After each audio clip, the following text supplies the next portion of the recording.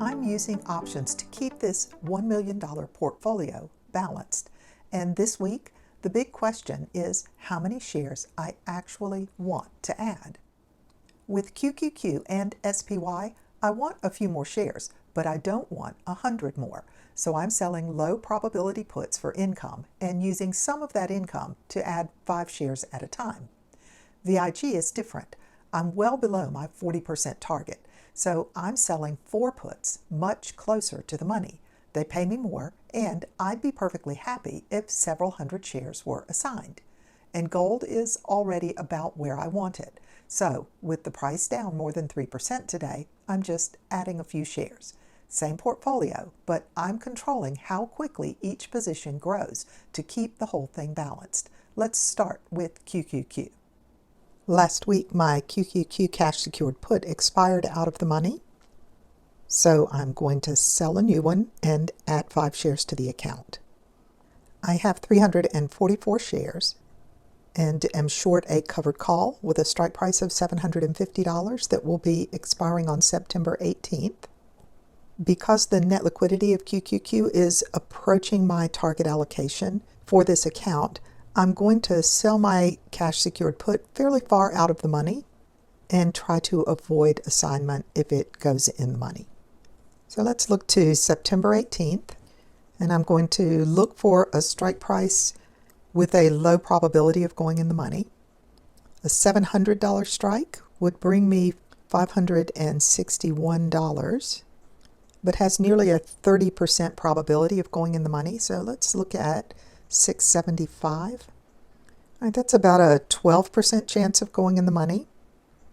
And $222 is a reasonable return.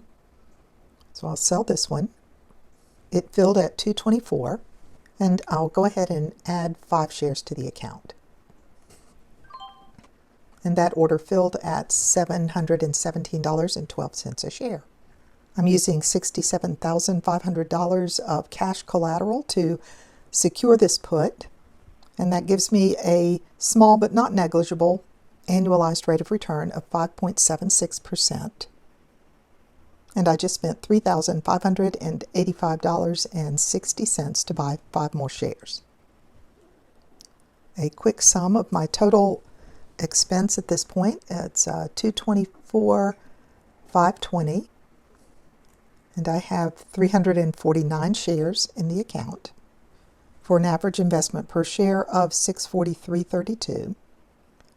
Since I last looked at my net liquidating value, the share price has gone up about $3.50. The net liquidity of this position is $249,909. So my total profit on QQQ since I started trading it in this portfolio is $25,388. And let's take a quick look to see how much of this profit is locked in profit from the options premiums. And now I'm just going to sum the options income. Of the $25,388 I've made on QQQ since I started trading it, almost $8,000 of that profit has come from the options premium and is locked in realized gain. Moving on to SPY, I have 305 shares, and this October 16th covered call is in the money by about $14 a share. So I'm going to be trying to work this strike price up without giving back any of my gains. But for right now, I just need to sell a cash secured put and buy a few shares. I'm going to look at September 18th and October 16th for a $700 put. So for a 21-day contract, I can bring in $60. And if I go out 49 days, my $700 put would bring me about $243 with a 10% probability that it would go in the money. I'm going to take a look again at my liquidity. If I were assigned at $700 a share, that would put me over $300,000 devoted to SPY, which is higher than I want for my target allocation of 25% of the account. So I'm going to stick with the lower strike price that I think is unlikely to be assigned and just add a few shares. So October 16th with a $700 strike it is. That filled at $243. And now I'll go ahead and pick up 5 shares. That filled at $769.52. QQQ and SPY were about adding shares slowly. VIG is different.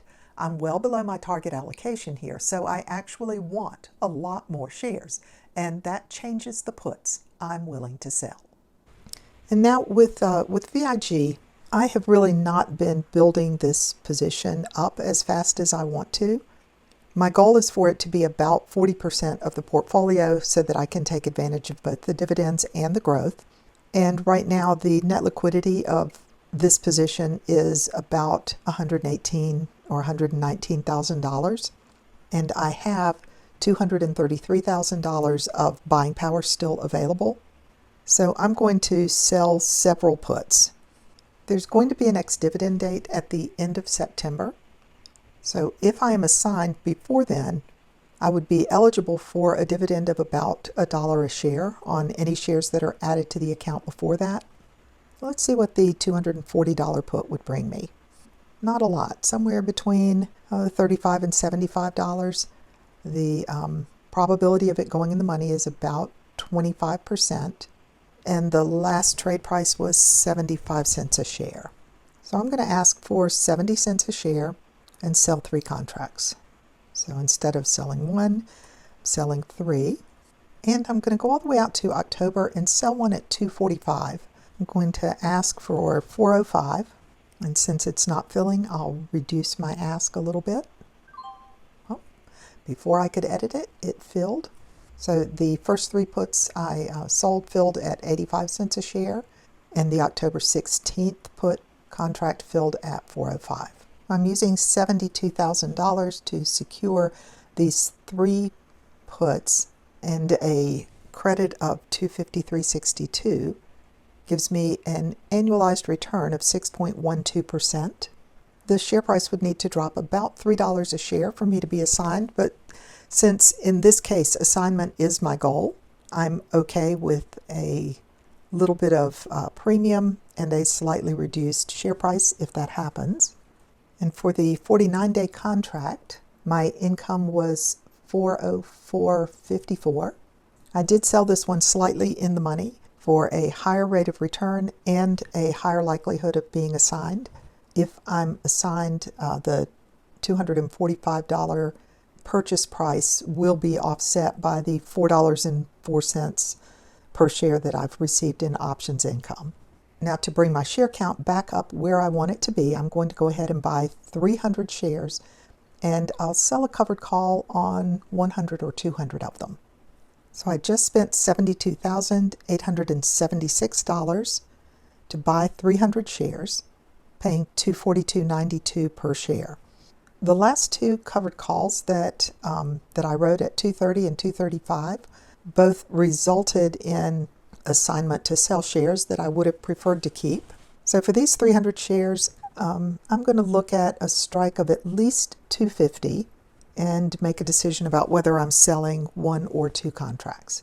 I'm going to go past the ex-dividend date. There'll be an ex-dividend at the end of September, so I'm going to look out at October or even November.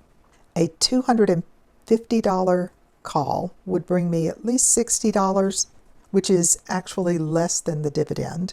If I go out to November, I could sell a $255 or even $260 call and still generate some credit. So I'm going to go all the way out to November. That's 84 days. That's about the limit of my acceptable contract length. Let's see if I can get $135 for the $255 contract. So that filled at $140. Let's see what I can get for the $260 strike.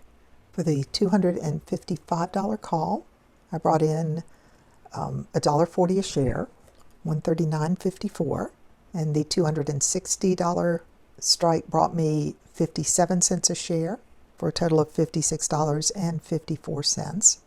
So even though my average investment per share is less than $242.92, that is the amount that I just paid for the 100 shares that I'm using to cover these calls, so I'm going to use this number to calculate my collateral value for the purpose of determining my annualized rate of return. So the annualized rate of return on these two contracts is quite small, but remember this 2.5% and this extra percent are on top of any dividends and capital gains that I might get from the shares that are underlying these contracts. For VIG, my options really are just a small booster to what is essentially a buy and hold position. They just help me pay a little bit less for shares and add a little bit above the dividends that I get. So let's see if I'm getting any closer to my target allocation. So I'm now out of pocket just under $175,000, but I also have nearly $100,000 of collateral devoted to the puts that I just sold. And if those are assigned, I will increase my expense by close to $100,000. So I'm still not quite where I want to be with this position, but I'm building it up and easing into it kind of slowly. My average adjusted cost per share is $221.58, which is comfortably under the current share price of $242.92. Oh, and just quickly back to gold. I have 261 shares. The price right now is $408.68. And I think while the share price is down 3 1/3% today, I'll go ahead and pick up 5 shares. So I'm up to 266 shares of gold with a covered call that is looking pretty unlikely to be assigned. So I will wait a little closer to expiration before I roll that one out. And that's about as much management as I need to do today. So even though I'm using the same basic tools, I'm using them very differently based on what each position needs.